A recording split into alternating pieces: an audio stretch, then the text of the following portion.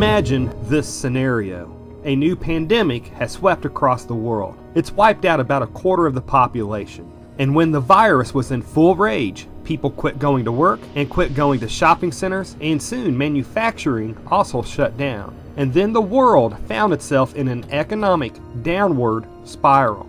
Soon police officers and other emergency personnel were getting laid off, and then came the riots for the government to fix the problem.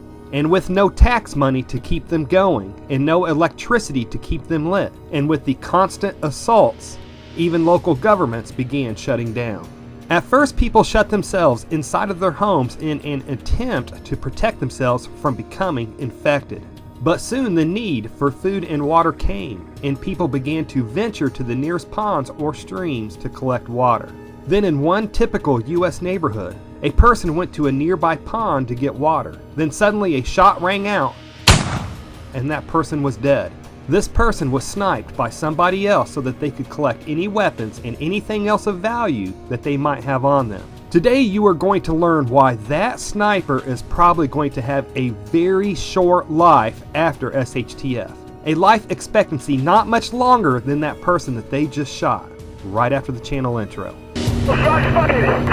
Shots fired! Shots fired! Ambulance en route. Welcome to this channel. This channel is all about learning how to prepare for when the dark times come and the grocery stores are stripped bare. So subscribe to this channel to learn more about prepping for those coming dark days while still retaining our integrity and our honor.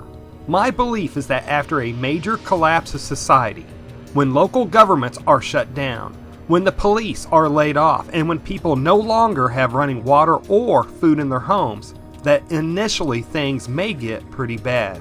And before things naturally work themselves out, during a time of without rule of law, the psychopaths among us may do evil things to try to ensure their own survival, such as taking up hiding spots and lying in wait for their next helpless victim so that they can snipe that person out in order to take any weapons or anything else off of that person. And I think that a particularly dangerous place to visit during a WROL situation will be bodies of water, whether they be nearby lakes or nearby streams, because these psychopaths will know that people will be drawn to water, making these easy targets for the psychopath to take out so that they can take the weapons and ammo and anything else that person has. And psychopaths will probably target homes also, especially if they think that residence may contain food or weapons or other resources that the psychopath needs to survive.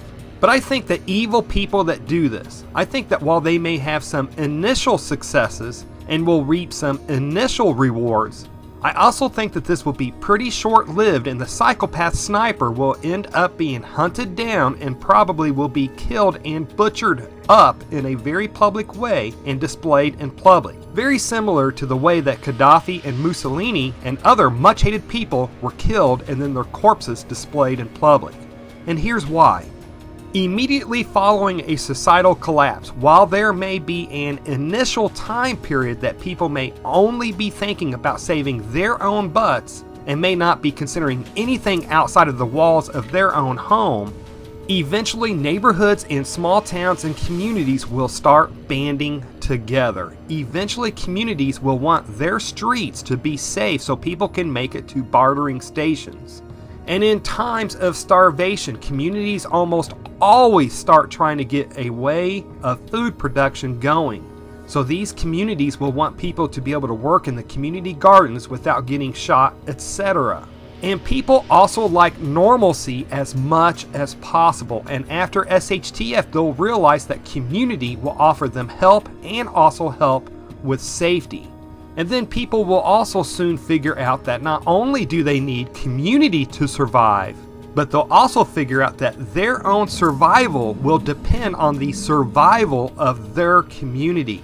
And sources of water in or near these post-SHTF communities will become very important to these communities.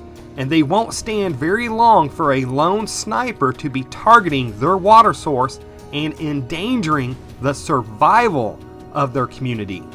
So when a lone sniper decides that he's going to target a water source for easy prey, it won't be long before that community starts devising plans to catch that sniper and take him out. First, when a sniper shoots somebody from a community, that person that he shot is going to be somebody's brother or sister or parent or friend. So for every person that sniper kills, he's just made several enemies that are going to want to eventually find him and kill him. And second, people within that community are going to want to get that sniper taken care of before they become the next victim. So it's only going to take a couple of dead bodies to give them the initiative to band together and devise a plan to take this sniper out. And real quick, I want to give a shout out to Praxis Prepper, who has created a new preparedness card game called Bug Out. If you'd like a fun way to introduce your kids or grandkids or friends or family into being prepared, this card game goes off the premise that an event has occurred and that you have to make your way to a bug out location. So if you're interested in this family-friendly game and you would like to support Praxis Prepper in this, and if you'd like to order a deck for yourself or as a gift for someone else, then visit his Kickstarter page and I'll be leaving a link to it below. But back to the subject of snipers after SHTF, we also have to remember that during wartime, the snipers will many times end up with huge bounties on their heads. People just have a tendency to grow a real hatred towards people who kill others while hiding in the shadows. And even if a sniper isn't targeting a water source but targets farmhouses or homes instead, again, it's my belief that these communities, whether they're a farming community or a city neighborhood, but that these people again will want to band together and devise a plan to get this Marauder sniper taken out before they become the next victim. Now, a situation like this is different than, let's say, the siege of Sarajevo or something similar where people lived in constant fear of snipers. In cases like that, they were actually targeted by an army, where the snipers were actually part of a military force. So communities were helpless as they couldn't fight off an entire army.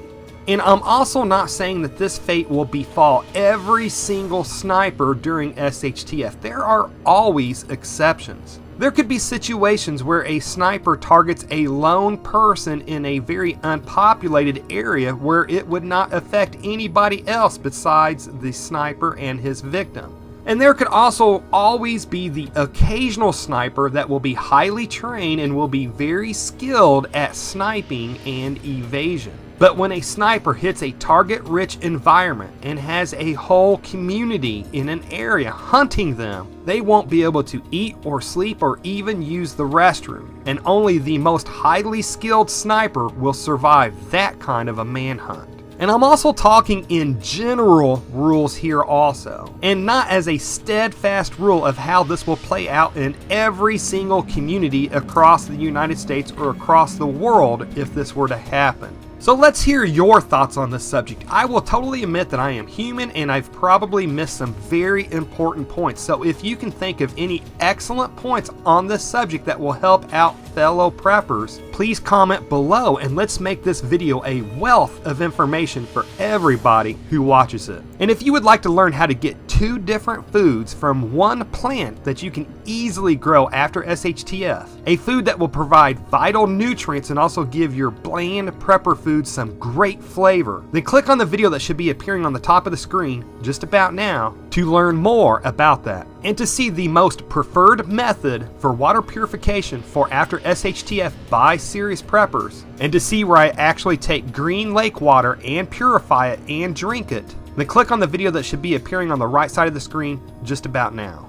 Anyways folks, if you made it this far, hey, thank you very much for watching, and I pray that you have a good night.